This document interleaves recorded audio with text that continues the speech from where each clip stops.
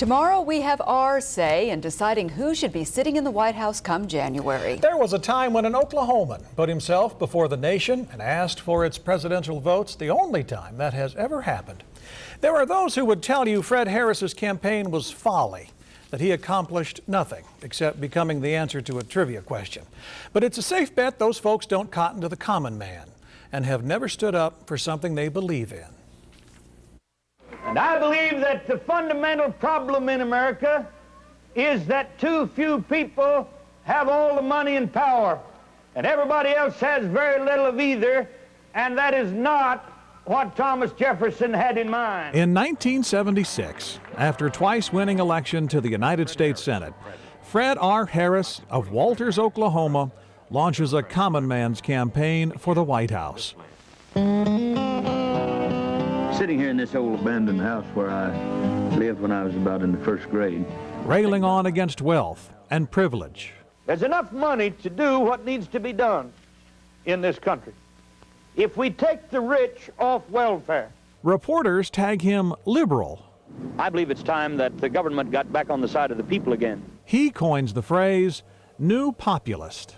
Populism, I think, just means that you're against concentrated economic and political power. A kind of rural liberalism based on Southern culture and moral values. Most people in America are having a hard time paying their bills, and they're entitled to have someone in the White House to speak for them. He and wife LaDonna tour the country in a Winnebago.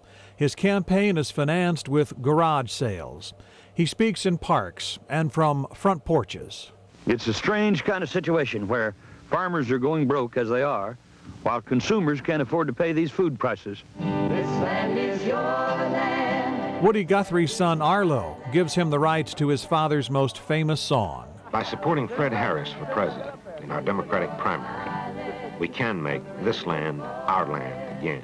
And in the Iowa caucus that year, it was good enough for a fourth-place finish, behind Indiana's Birch Bayh, Georgia's Jimmy Carter, and uncommitted. No one paid attention to Fred's second-place showing the following week in the Oklahoma primary. There's something wrong.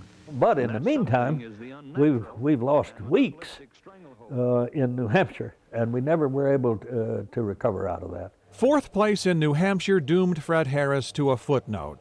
Out of money, desperate to pay off a second mortgage on his home, he ended up with 9 delegates at that year's party convention.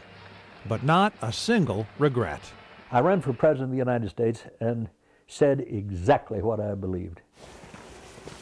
Still teaching at the University of New Mexico, Fred and his wife of 25 years, Margaret Elliston, stay active bicycling, skiing, and hiking. He's become as iconic in New Mexican Democratic politics as the grizzled old cottonwoods that hang tough out here. And New Mexico's fun because it's a small town and everybody knows everybody. He's a prolific author, having penned 18 books and 3 best-selling mysteries set in Oklahoma. He's working on another mystery, an update of the Kerner Report, and his memoir is published in April by the OU Press. Fiction I like, you can make people do what you want them to do. He can't shake politics. Fred's a party superdelegate, and 4 years ago I found him on the floor of the Democratic Convention. That old prairie fire still burns inside. He's still trying to get his country to catch up with him. America's not going to be a stable and secure and safe society that affords us self-esteem unless we get at these problems of racism and poverty again. His old message had been carried by a new messenger this year. Children living on the street in America, while ExxonMobil makes $40 billion. I like John Edwards a great deal. John said to me one time, "You've always been my hero." And what I like is that he's the first person in 40 years, well, since me, I guess, who on the national scene has talked about poverty. Still, the old populist is backing a new face. I just felt like I couldn't turn my back on the first African-American who has a real chance to be elected president. And what of what-ifs and might-have-beens?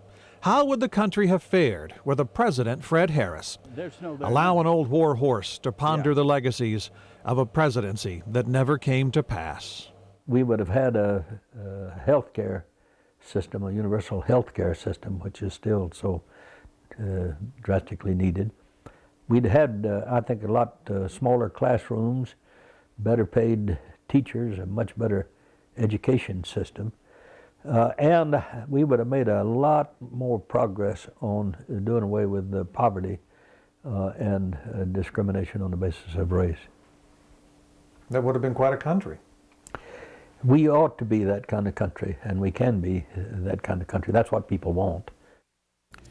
Well, there's much more at newson6.com, including Fred Harris on his friendship, very close friendship with Robert Kennedy, his first impressions of Jimmy Carter, his solar-powered home in New Mexico, and how he might have retrofitted the White House to save energy, his presidential campaigns, of course, and his boundless optimism for the future of this country.